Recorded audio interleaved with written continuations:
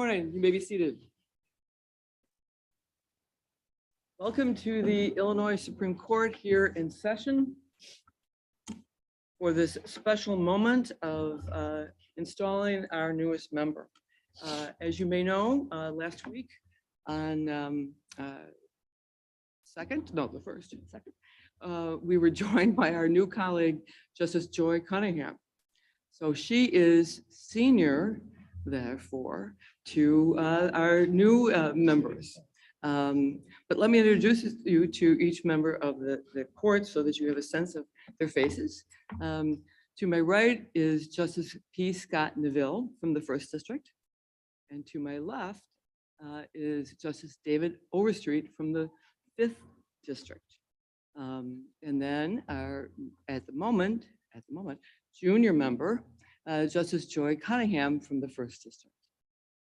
Welcome all. And to begin today, our newest member has chosen one of her oldest, dearest friends to preside here as Master of Ceremony. Please welcome Judge Charles W. Smith from the 19th Circuit. Morning. May it please the court, Madam Chief Justice and Justices of the Supreme Court.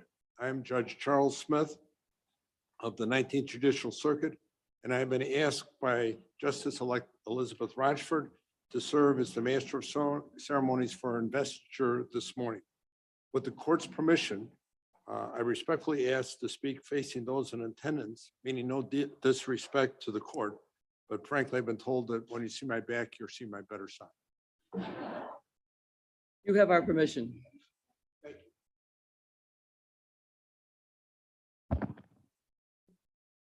Morning, and on behalf of Judge Elizabeth Rochford and her family, welcome to the investiture of Elizabeth Rochford as the 123rd Justice of the Illinois Supreme Court.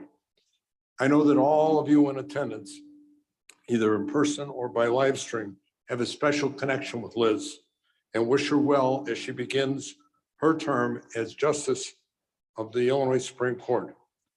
There are several dignitaries here who I'd like to recognize briefly. First of all, there's the Honorable Jesse White, who is the longest serving Secretary of State in the history of the state of Illinois. I think he's handing out licenses downstairs right now. I saw quite a line as he came in. And we have retired Chief Justice Ann Burke with us this morning.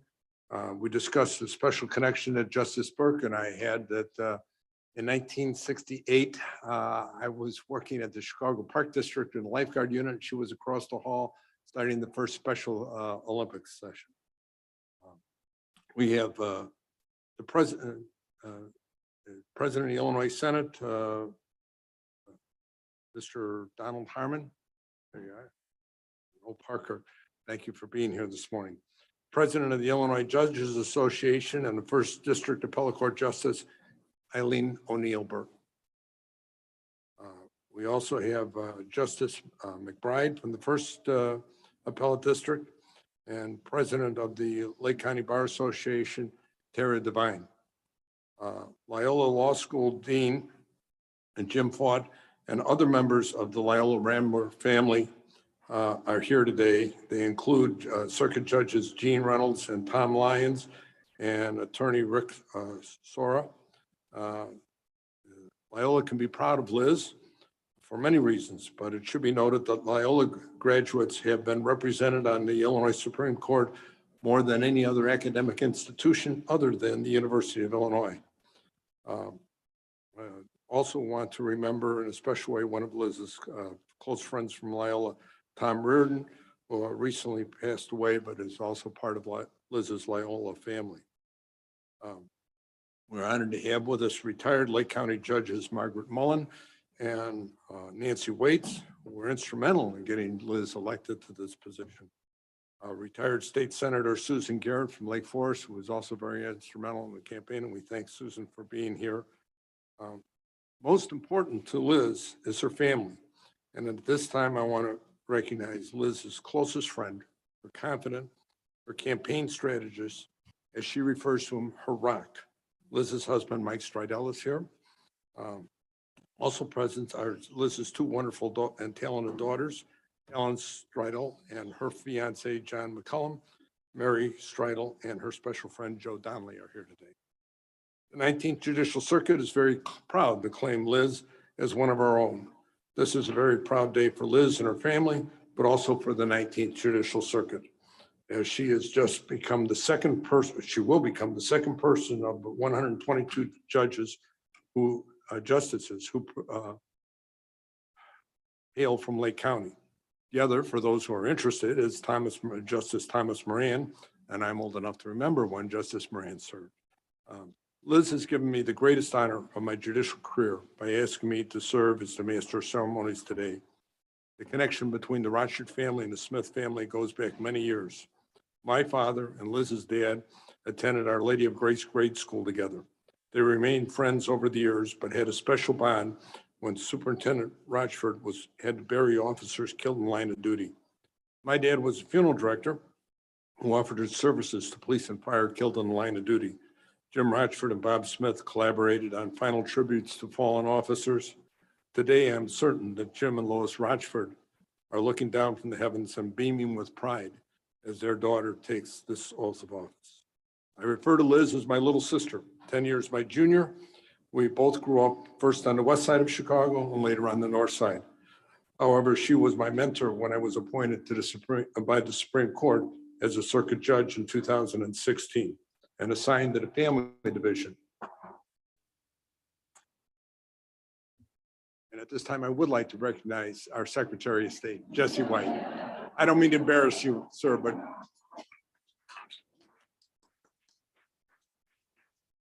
you have served this state so long and so well. You deserve the recognition of being here, and thank you for honoring Liz with your presence. I had limited experience in the family division, and Liz took me under her wing, and I could not have made it through that first year without her help, her guidance, her mentorship, her keen intellect, her mentoring. That is one of Liz's many qualities. She is always available to those who need a little help. Either a kind word, a perspective insight, or my favorite, a chocolate chip cookie. Monsignor Kenneth Velo was selected by Liz to give the invocation and a benediction here today. Monsignor Velo is the senior executive of DePaul University and co-chair of the Big Shoulders Fund. In his nearly 50 years, not quite yet, but soon, Monsignor Velo has had many duties within the Archdiocese, among them being the assistant to the late Cardinal Bernardine and president of the Catholic Extension Society. But he's always remained in part a parish priest who has always ministered to the Rochford family and other families and many other families. Monsignor, would you lead us in prayer?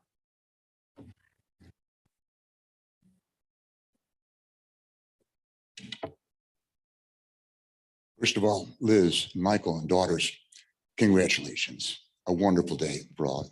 There's a slight beam of light coming from that, and I'm sure it's Jim and Lois shining from above. How proud they are of you today. How proud they are of Joan and all of your family. Albert Schweitzer said, "I don't know what your destiny will be, but one thing I do know, the only ones among you who will be happy are those who have sought and learned how to serve." We stand in a room where those who have sought and have learned how to serve now offer their service to our state and beyond. It was a few weeks ago that I had a Sunday Mass, 7 o'clock. It was a busy Saturday and it was an extremely busy week before. Not having many words to offer, I simply wanted to be very honest with the people. And so I stood in front of them and I gave a synthesis, perhaps, of the entire Bible.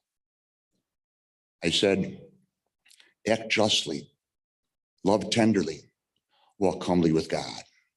And I sat down. Not my words, they come from Micah. But I believe that organizations, corporations, entities, agencies, charitable groups always have a mission statement. I believe for a new justice on our Supreme Court, a mission statement that is parallel to those words, act justly, love tenderly, walk humbly with God, are surely one that sets a standard for any decision made by this august body.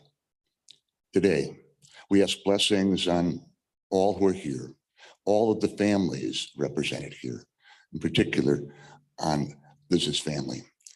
And this day in Chicago and this day in Illinois, there are some who are homeless and hungry. May they have roof and bread. And may we who have roof and bread always hunger for justice and peace. Amen.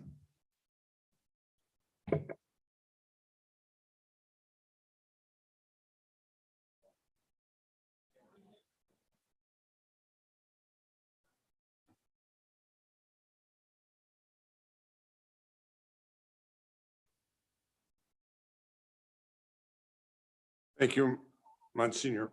Justice Mary K. Shostak of the Second Appellate District is also a distinguished alumni of. Oh, I'm sorry. We have the national anthem first. Always get.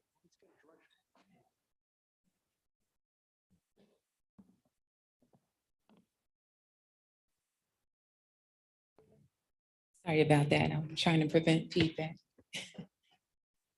Oh, say, can you see by the dawn's early light what so proudly we hailed at the twilight's last gleaming, whose broad stripes and bright stars through the perilous fight o'er the ramparts we watched were so gallantly streaming, and the rocket's red glare, the bombs bursting in air, gave proof through the night that our flag was still there.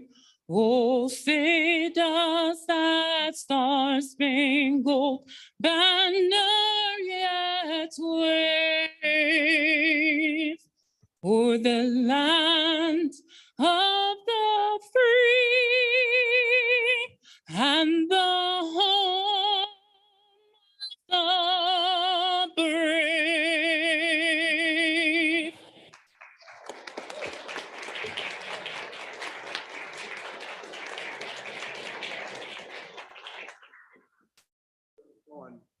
Our Secretary of State, Jesse White, to lead us in the Pledge of Allegiance. I pledge allegiance to the flag of the United States of America and to the republic for which it stands, one nation, under God, indivisible, with liberty and justice for all.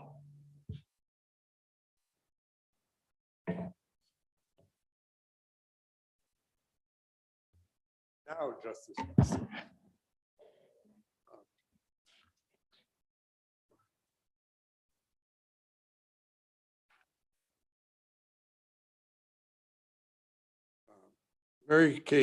Mary Shostak of the Second Appellate District is also a distinguished alumni of the 19th Judicial Circuit. And Liz has asked her to make some remarks this morning. Justice Shostak.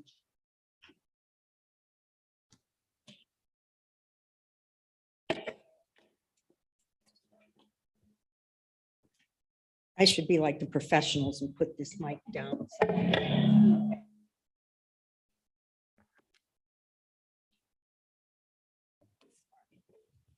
Good morning. Is this not a glorious day? It really is.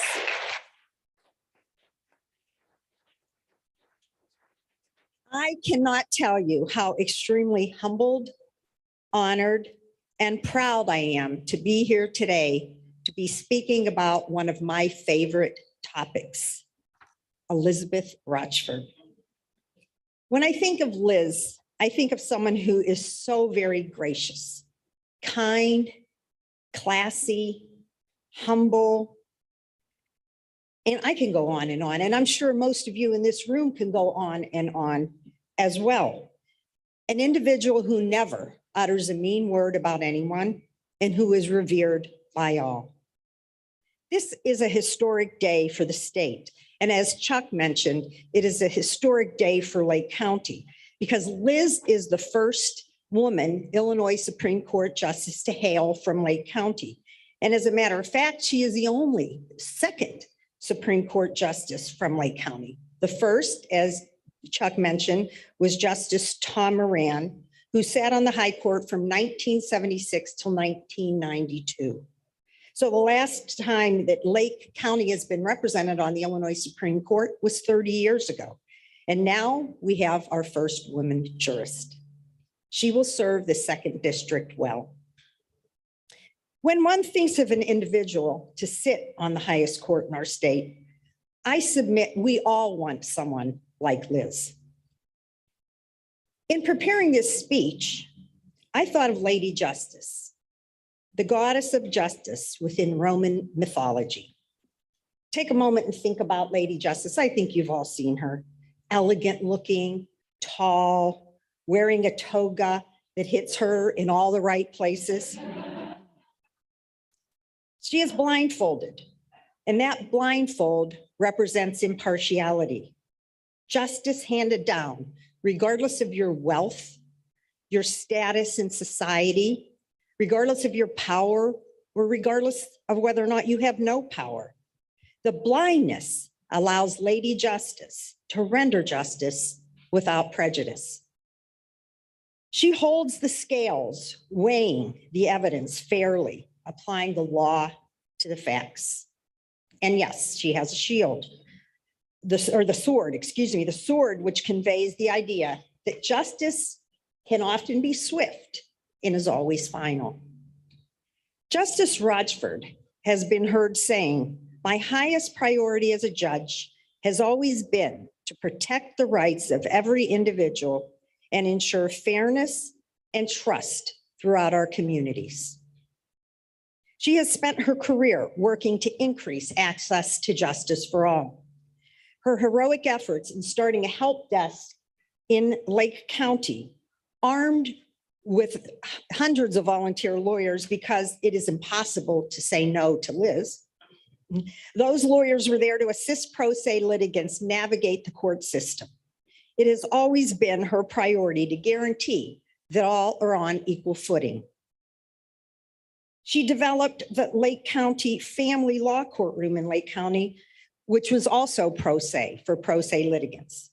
It assisted others throughout the state in giving the same assistance to litigants who are going through the most difficult and emotional time in their lives. This was not lost on Liz. She spoke with them with compassion and kindness, never too busy to take the time with each litigant. She operated the same way in every courtroom in which she sat, and I do not think that we will see anything less from Liz on our Supreme Court. Sandra Day O'Connor, the first lady from the United States Supreme Court, said, "I don't know that there are any shortcuts to doing a good job." True. I have never seen Liz take a shortcut. She is one of the hardest workers I know, diligent, and I am confident that she will continue down that path. Now, when I began to study the lessons of Lady Liberty, I couldn't help but think how much Liz lives those qualities: impartiality, fairness, equal treatment to all in our court system. She has practiced those qualities both in and out of the courtroom. No doubt, she is the right lady for the job. In addition to Justice Rochford's excellent demeanor, attention to detail, her thoroughness, and her legal acuity, Liz is an outstanding baker. I first encountered her craft when she was the chair of the probate committee for the Lake County Bar Association. At that time, I sat on the probate bench, and the bar committee would conduct their meetings at the lunch hour in my courtroom.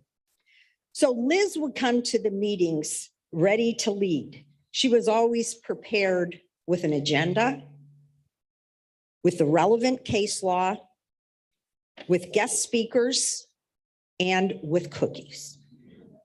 Now, if you know Liz, you know the cookies that I speak of. Large, gooey, chocolate chip, individually wrapped, beautiful. They are a work of art. Well, needless to say, I was sold. I never missed a probate meeting during Liz's regime.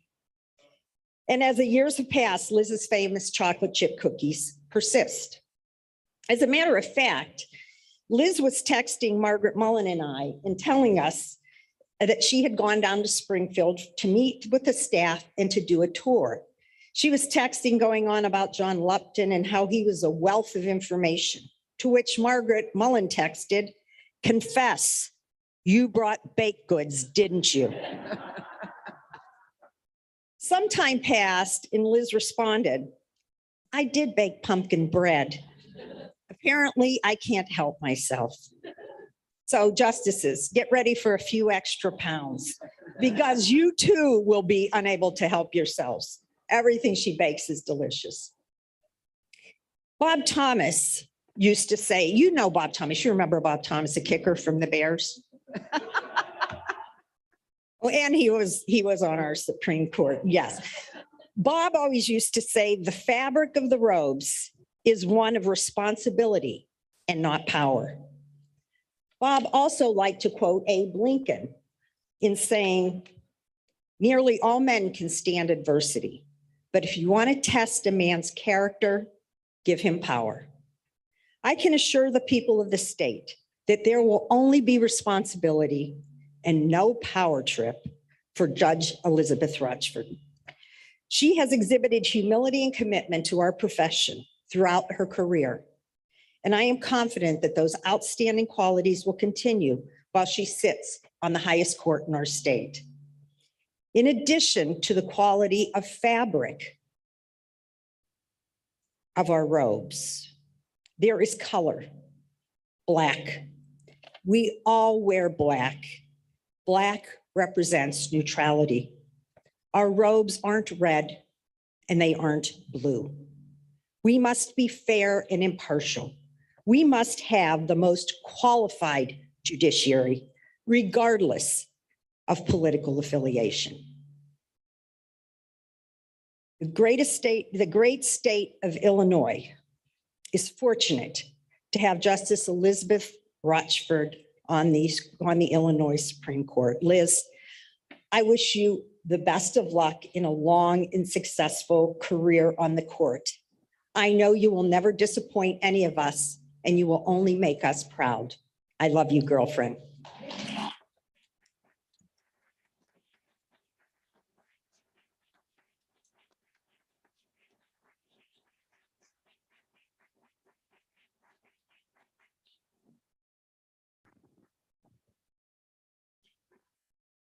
Thank you, Justice Rochford.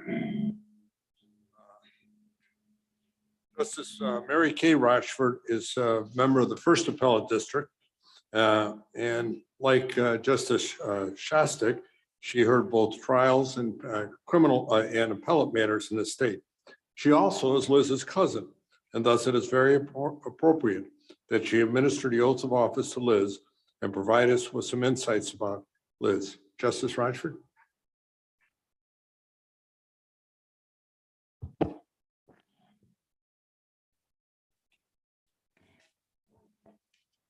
Chief Justice Tice, Justice Neville, Justice Overstreet, Justice Cunningham, Justice-elect Rochford, retired Justice Ann Burke, Justice Shostak, Judge Smith, Monsignor Velo, distinguished members of the audience, and friends and family of Elizabeth M. Rochford, and in particular, her husband extraordinaire, Mike Streetel, her amazing and beautiful daughters, Fallon and Mary Streetel, her spectacular sister and brother-in-law, Joan and Tom Donnelly, and her even more spectacular nephew and niece, James and Elizabeth Donnelly.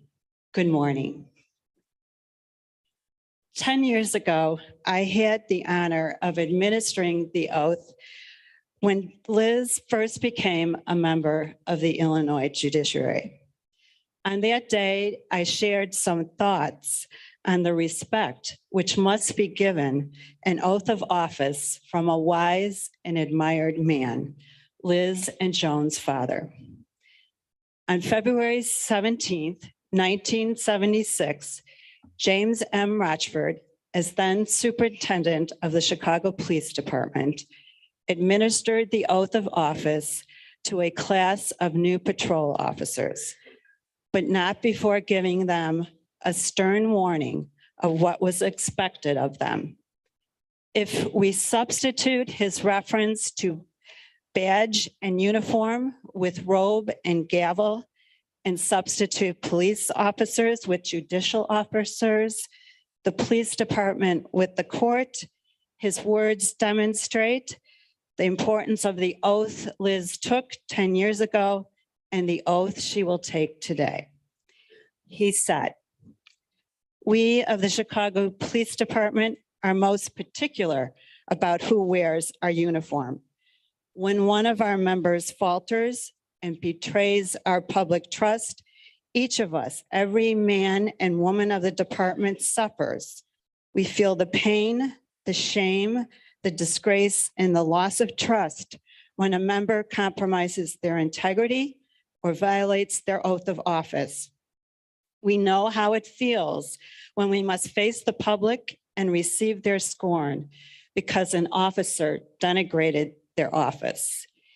You may possess all the skills and talents to be a good officer, but if you lack integrity, all of those talents do not qualify you to wear the badge of a Chicago police officer.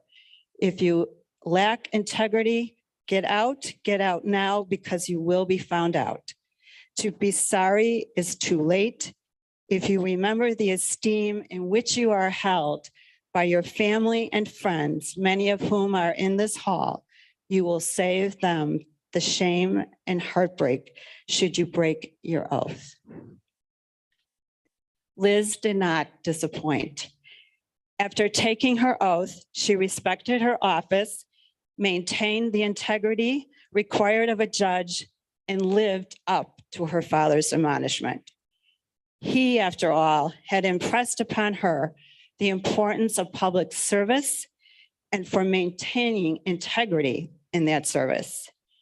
And Jim instilled in Liz a steely resolve to conduct herself with integrity and to do her best at all things worth doing. I have no doubt that Liz will uphold the oath she is about to take with honor and distinction. Now, in living up to those high standards set by her father, Liz needed someone by her side who was caring, dependable, loyal, truthful, and a trusted sounding board. Liz had all of these things and much more throughout her life in her sister, Joan Rochford Donnelly. Joan has a brilliant mind and a great knowledge of so many subjects. She challenges us to think deeply, analytically, and with intellectual honesty. And she has the best sense of humor and is above all very caring. She has shown us how to be a good daughter, sister, wife, mother, friend, and to be a genuinely good person. And even with all that, Joan is also the fun aunt, the one who takes her nieces camping, something I think was not in Liz's wheelhouse. And with gusto, Joan showed us that she was a masterful campaign worker in support of Liz. Please recognize Joan as an unwavering sister to Liz.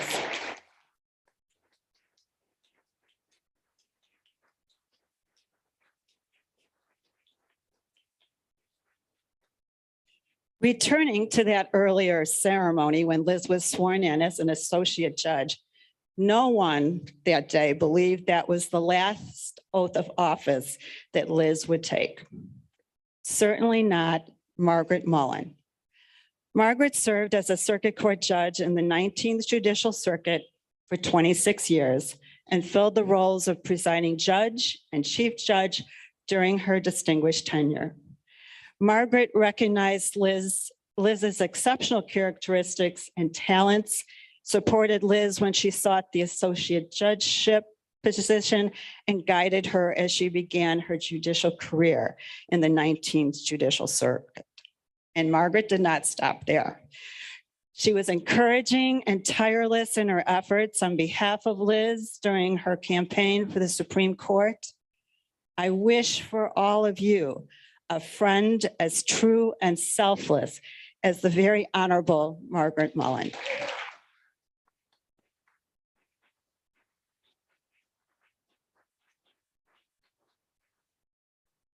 That brings us to this moment, and it's today with great love and emotion that I remember Lois Fallon Rochford while standing in the courtroom of the Illinois Supreme Court as her daughter Liz steps into Illinois history.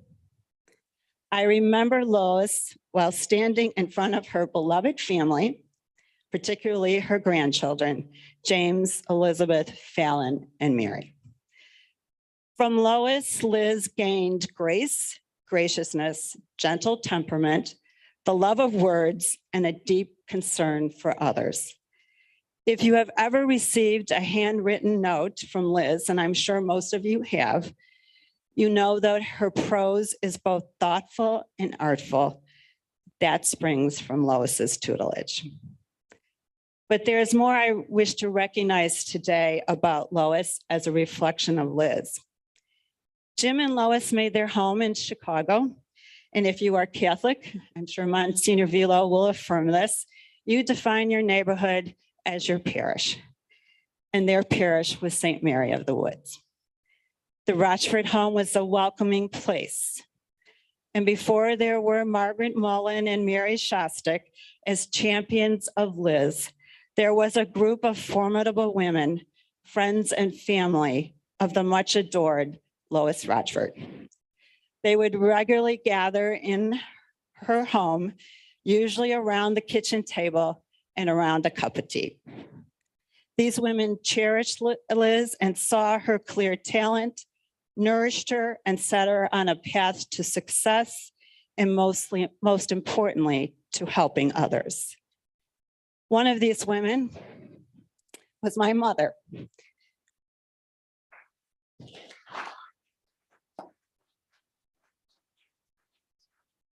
Bridget Walsh Rochford, who loved Lois as a sister and Joan and Liz as their families as her own.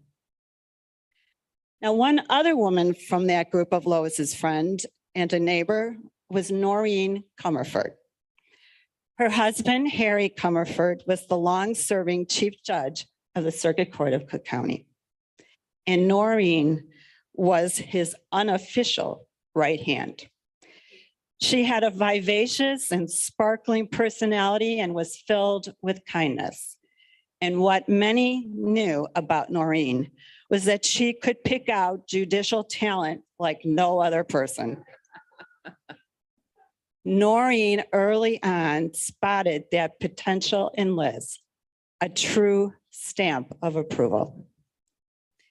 I know Liz thinks today about attorney Alice Kolnick with fondness and gratitude.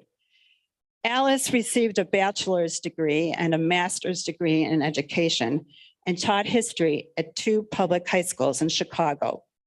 While teaching, she earned a law degree from DePaul. In the 1950s, Alice began practicing probate and real estate law in the Chicago area, breaking barriers for women. She practiced law for 58 years until her death. Liz met Alice while sitting across the table from Alice during a real estate closing. They began an enduring friendship and would later share practice space. From Alice, Liz gained a deeper love of the law, learned the importance of mentorship and a lawyer's responsibility to ethically and zealously fulfill their duties to their clients with not only professionalism, but also with the sense of caring. One parishioner of St. Mary's of the Woods and a friend of Lois Rochford had significant stature and admiration, particularly for young women dreaming of becoming a lawyer or a judge. That person was Justice Mary Ann McMorrow, who 30 years ago in 1992 became the first woman to sit on the Illinois Supreme Court. When speaking to judges about their role, Justice McMorrow said, "Let us remember the humanity of those we work with and those whom we judge. Let us never forget simple humanity. Let us never forget that the law is first and foremost about human beings and their problems." It is with confidence that I say that Liz understands that beyond the need for the integrity upon which her father spoke, the role of Supreme Court justice requires such humanity as well as compassion. Those are qualities Liz has possessed throughout her life. Liz has had many blessings in her life, but make no mistake, she has worked very hard at every stage and in all aspects of her life. Diligence and perseverance are also her characteristics. And I must mention that Liz has been a devoted and loving mother to her daughters, Fallon and Mary, and she and Mike have taught them the lessons that they learned from their parents. They are amazing young women, and they demonstrate that the apple does not fall far from the tree. Now, this morning, I have made these remarks as a representative of Liz's family and friends who celebrate this day with great joy. At the same time, we, her friends and family, understand the significance and solemn nature of this ceremony and the important duties Liz will be assuming. In addition to her friends in the judiciary and from her legal career and bar associations, Liz has lasting friends from childhood, from grade school, high school, and college. Her law school friends are famously close and remain strongly connected. Mike and she have a large circle of friends from all parts of their life together. Each of these friends, whether in this room or not, would be eager to share with all of you how Liz has touched their lives and made a difference. So as the spokesperson for these many, many friends and family members, I say to you, Liz, you are deeply loved, profoundly cherished, and are so very important to all of us. And finally, on a personal level, I want to say how extremely proud I am of you, Elizabeth M. Rochford.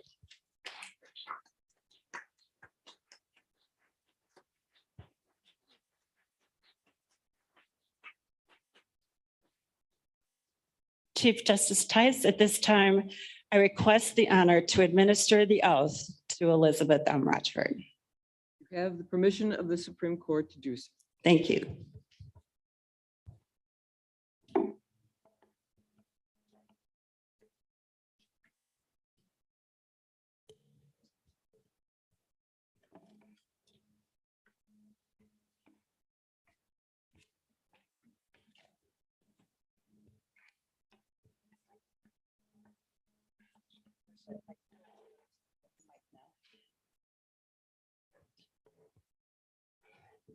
Mary was right about the professional.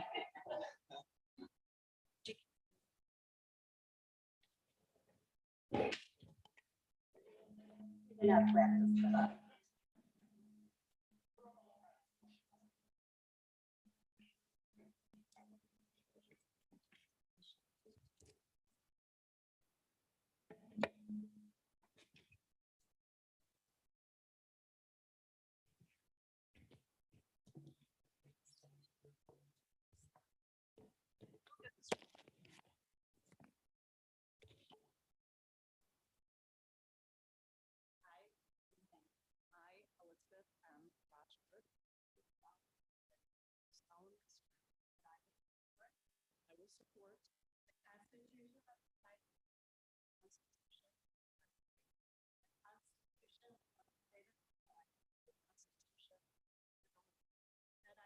Illinois, that I will faithfully discharge the duties of the office of Justice of the Supreme Court of the State of Illinois, according to the best.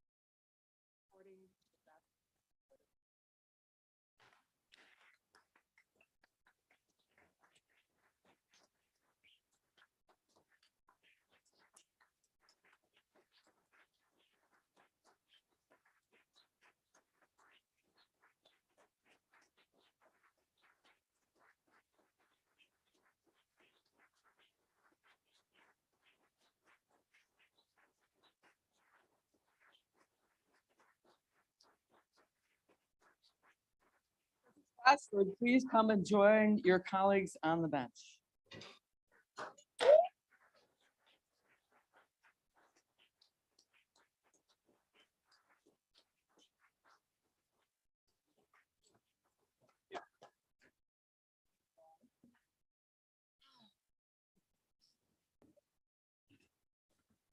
Well, this is certainly an exceptional moment for me and for my family, really beyond my imagination, and I'm brimming with gratitude. When I was small, we lived in a 2-flat on the west side of Chicago, and down Melvina Avenue, the houses lined in unvarying rhythm, except ours, which was distinguished from the others by a catalpa tree at the front curb. It had grown to its tall stature from humble seeds that my mother had planted 4 decades before. My grandfather, Rupert Fallon, lived in the flat above us, and that's where I preferred to spend all of my time. He and I fit neatly in his worn red leather rocking chair with a perfect view of that coveted tree outside his window just beyond the Venetian blinds. Through the seasons, he would tell the stories that brought that tree and its inhabitants to full technicolor reality for me. The significance of that tree, its mighty, solid, and reliable trunk, the grace and shade it brought to our street, the shelter and protection it provided to the community of leaping squirrels and nesting birds and insects that made their home there. And he would especially stimulate my imagination when he would tell about the vast root system, the network that is the source of its strength, yet operates exclusively beneath the earth, in the black dirt, unseen and uncelebrated. Those stories were wise and funny, heartbreaking and joyful, and they were apparently tucked away in my archives.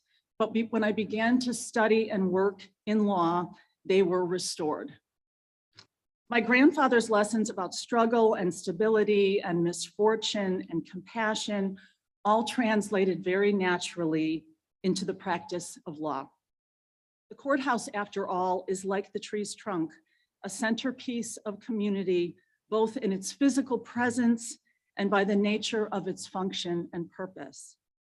It's reliably trusted as the forum to ensure fair resolution of legal disputes and to protect against arbitrary and improper use of power.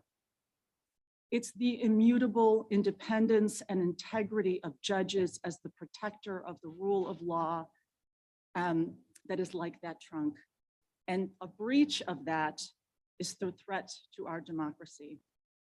And then there's the web of tree branches, not unlike the immense court system across the full reach of our state and over which this Supreme Court has the authority. And finding proper balance and scale in the complexity of that operation while recognizing and responding to the differences in needs and the disparity in resources that are available. And that tree's inhabitants are like the varied communities that our courts are committed to serve, the dangers they encounter, the conflicts and competitions in which they embroil, and the joyful events too. And it's in that community-focused work that the Supreme Court may have the greatest impact. establishing lofty policies on access to justice for all people, but especially the poor and the vulnerable. We're committing to promoting strategies to advance positive mental health, to avert more serious legal entanglements, both civil and criminal, and a promise to be both effective and efficient in the administration of justice. And like that tree, the court has roots of its own. It's the vast network of people on whom we rely to keep the courts functioning. You may rarely see them. They are typically not recognized, but they are essential. In the 19th Judicial Circuit, we have people like Winnie and Frances, Maria, Unique, Charlie and Brian, to name but a few, from technology to self-represented litigant services, to clerks, admin, security, and maintenance. They keep the court humming. And today I begin with a new team. I'm not certain if I'm adopting the 2nd District Supreme Court staff or perhaps they are adopting me. But what is certain is that they will be the engine behind the work product that bears my name, but is truly the result of our collaboration. They will be my roots. I cannot sit here today without acknowledging that I'm recently at the conclusion of an 18-month rigorous political campaign, contested in both primary and general, a journey that often seemed incongruous with what we do here. It was at times discomforting to have our important and broad-scoped work distilled down to single issues and a 30-second soundbite. But it's an inevitable part of the process to this important end, and therefore I will not wash it off or wish it away. But the wonderful bright spot of the campaign trail was in being offered the opportunity to talk to Illinois residents across the state, to inform and reassure them about a judge's work and a court's process. And it was a high privilege. I'm determined to continue those conversations. There is so much important work ahead. And as I prepare to face it, I will follow the lead of my esteemed colleagues. But I also have two powerful symbols that are immediately on hand. First, that which is in the unobstructed view of every justice who sits here on this court, and it's behind you on the back wall, and it says Audi Alterum Partem.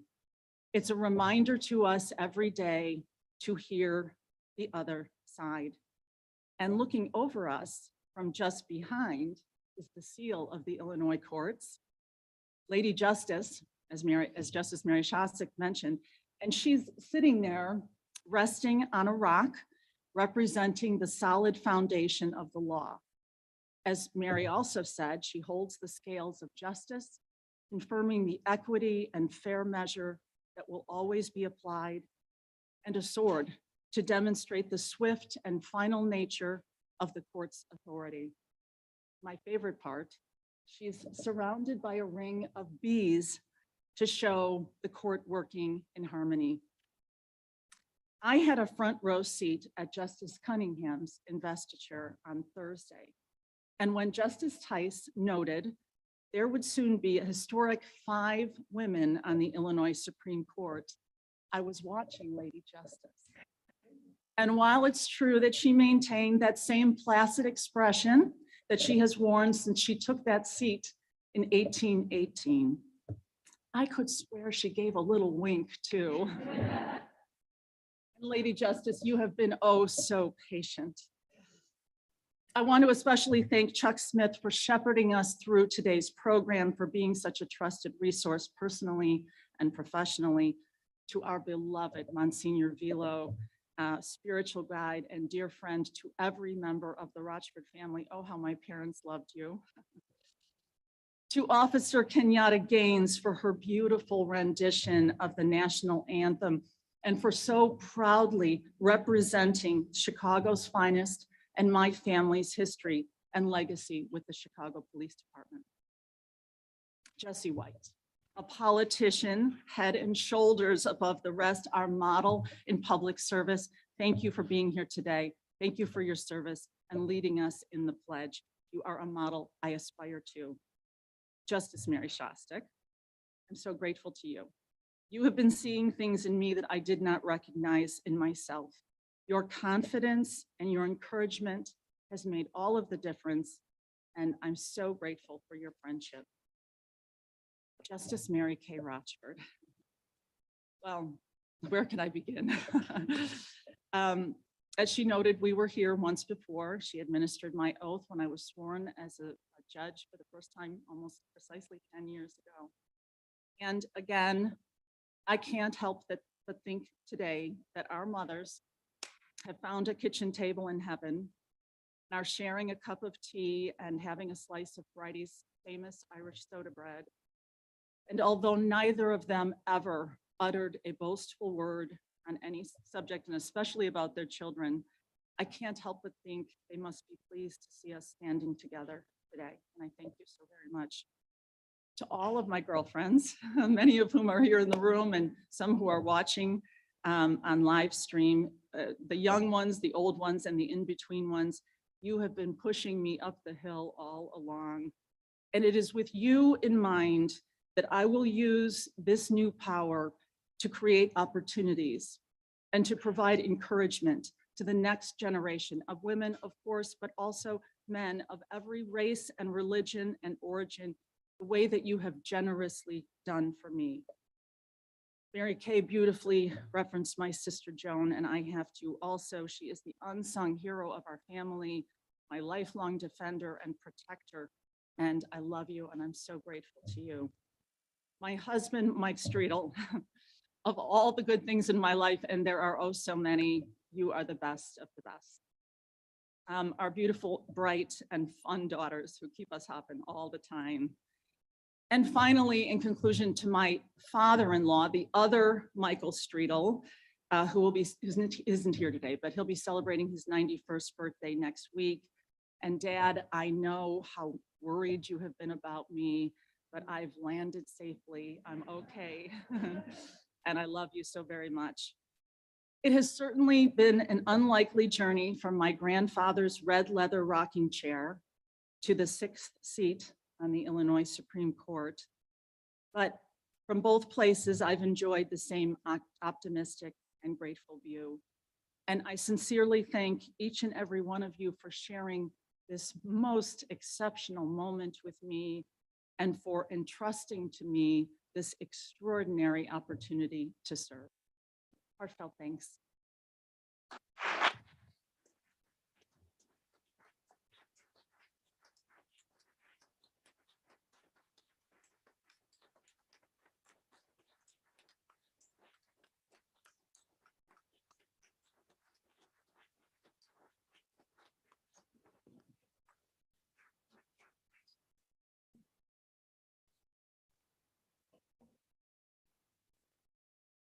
Thank you, Justice Rochford. You've given me, as I said earlier, the greatest honor of my judicial career to serve as your master of ceremonies. But now I get a further honor to be the first one to call you Justice Rochford. Thank you.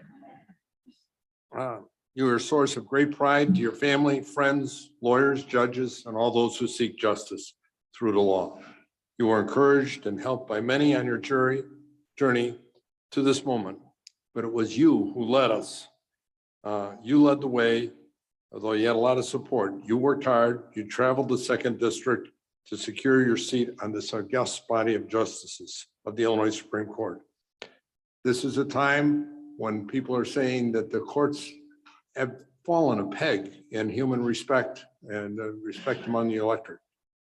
I look at the justices of the Illinois Supreme Court, and I'm very proud to say I'm a member of the judiciary, and I'm very proud to say we are in good hands with these people deciding our conference.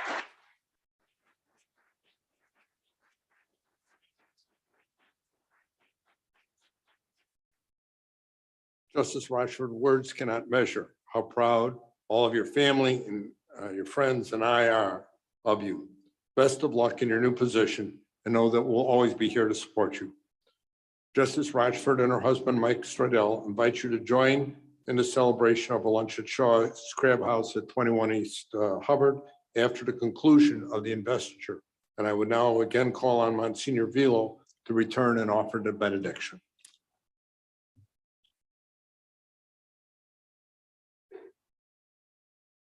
It's called the benediction. But really, the lesson today is Justice Rochford. You are a light within us. Congratulations. Stand.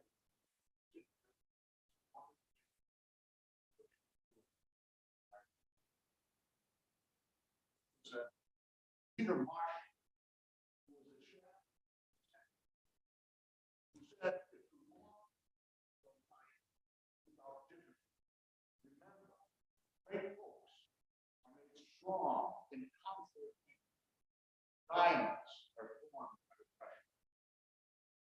Strong.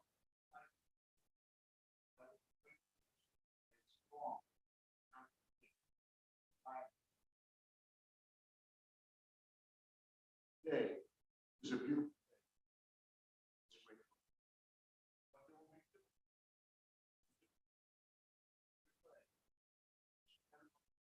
all those who perish in darkness, maybe strong trees standing firmly and just all the decisions, all the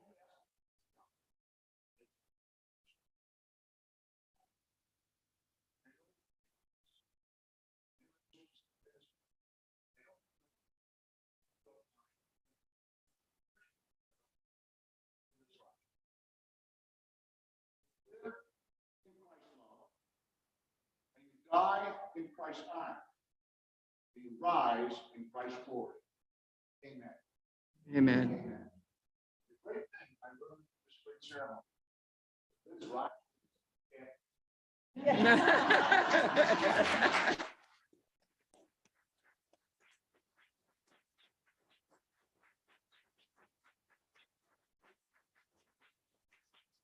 No one should ever have to follow Monsignor Velo. I should have learned that a long time ago.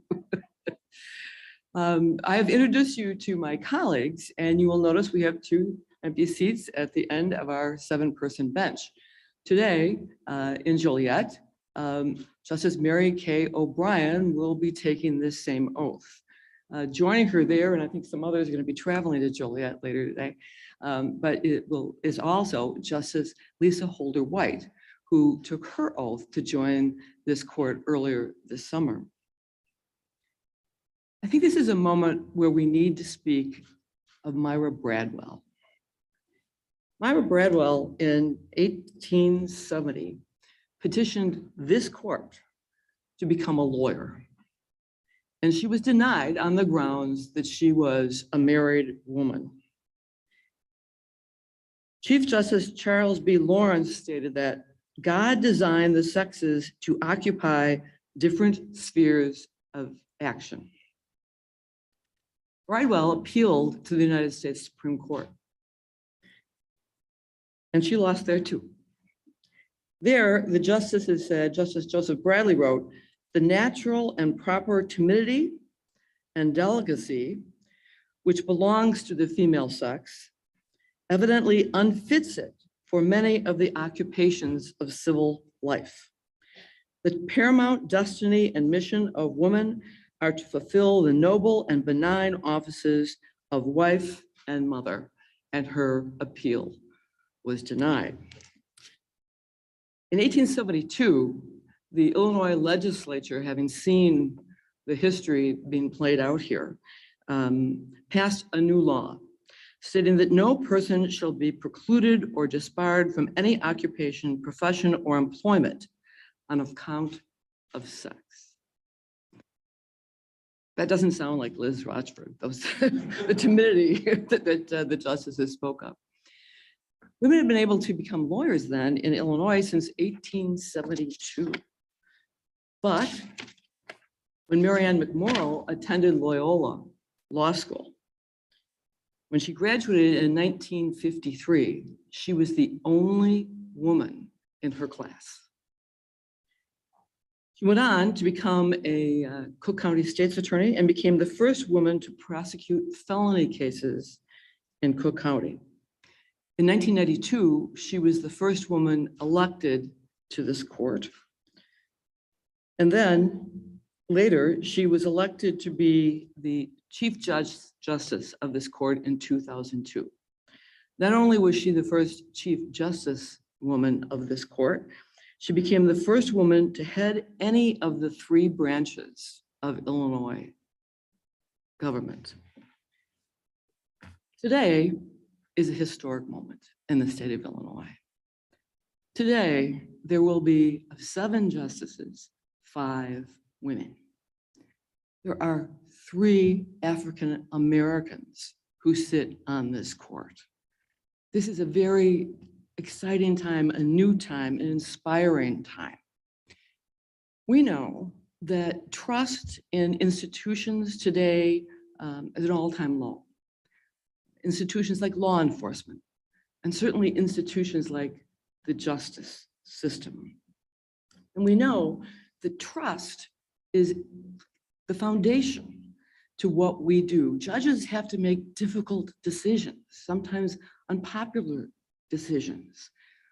The place that they get that authority to do that comes directly from the people's trust and confidence in the integrity and impartiality of the judiciary.